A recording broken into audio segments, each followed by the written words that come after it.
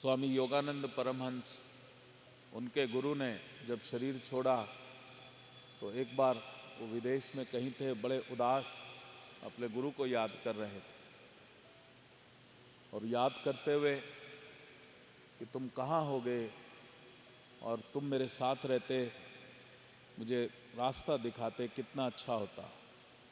इतने में उन्होंने देखा कि युक्तेश्वर महाराज जो है वो सामने खड़े हैं। तो उन्होंने कहा शायद ये मेरा भ्रम तो नहीं, ये मेरा प्रेम है उनके लिए जो सामने आ गए। तो उन्होंने कहा गुरुजी आप कैसे यहाँ पर सामने? कहा तूने मुझे बहुत याद किया तो मैं आ गया। तो स्वामी जी उनके आगे बढ़े और मन में आभास था कि ये तो एक इल्यूशन है, मैं हाथ आगे करूँगा, स्पर्श करने की चेष्टा करूँगा लेकिन स्पर्श नहीं कर पाऊँगा, जैसा मैंने सुना था हाथ आर पार निकल जाएगा। लेकिन जब उन्होंने उनके चरण छुए तो पैर को पकड़ा तो वो बिल्कुल स्थूल पैर थे। अपने गुरु को छुआ तो वो बिल्कुल सजीव गुरु थे जैसे पहले थे। तो उन्होंने उनसे कहा कि आप तो मर चुके थे, फिर ये आपका शरीर कैसे?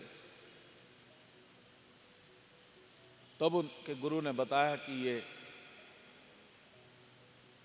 रहस्य क्या है।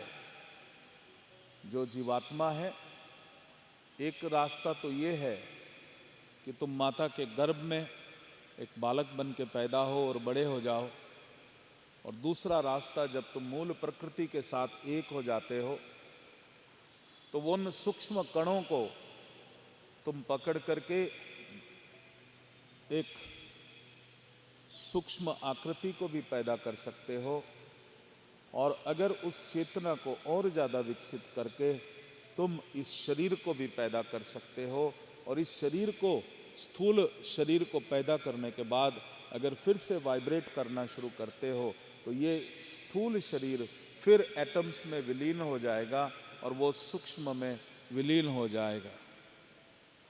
ये भी एक साइंस है। तुम भी साधक हो, मैं भी साधक हूँ और हमेशा ही मैं साधक ही रहूँगा।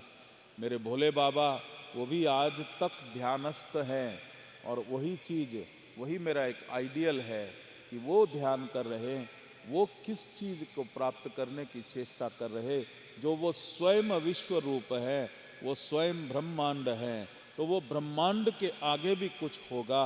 ये शिव योग में जहाँ तक मैं पहुँचा हूँ उससे आगे भी बहुत कुछ है, और जहाँ तक मैं पहुँच जाऊँगा उससे आगे भी बहुत कुछ है। तो रुकना कहीं नहीं, तुम लोगों को चेष्टा करते रहना। जो ज्ञान मुझे बहुत मेहनत के बाद मिला, जो मेरे खुद को प्रयास करने के बाद मिला, वो ज्ञान मैं तुमको बता रहा हूँ, वो मार्गदर्शन मैं तुमको कर रहा हूँ, जिससे कि तुम और ज़्यादा तेज गति के साथ, अब तुमको भटकने की ज़रूरत नहीं, अब तुमको खोजने की ज़रूरत नहीं। वो सब कुछ जो मैंने खोजा हुआ है वो मैं तुमको बता रहा हूँ। तुम अपना जीवन सार्थक करो, तुम अपने को भगवान बना लो। जब तुम उस भगवान के स्वरूप के साथ एक हो जाओगे तो संसार की कोई भी अभिष्ट फल की इच्छा तुम्हारे लिए दुर्लभ नहीं होगी। तुम सबको भोग सकोगे लेकिन उसमें लिप्त नहीं होगे। उसके साथ जो है कमल के फूल की तरह तुम उससे दूर बने रहोगे, लेकिन हर चीज को अनुभव कर लोगे। इसलिए नित्य की चेतना में रह करके इच्छा नहीं करनी, उसमें लिप्त नहीं होना। अपनी चेतना को उठाते जाओ और उसके साथ साथ संकल्प करते जाओ। जैसे जैसे तुम संकल्प करोगे वैसे वैसे वो फलीभूत हो जाएगा, जीवन सार्थक हो जाएगा।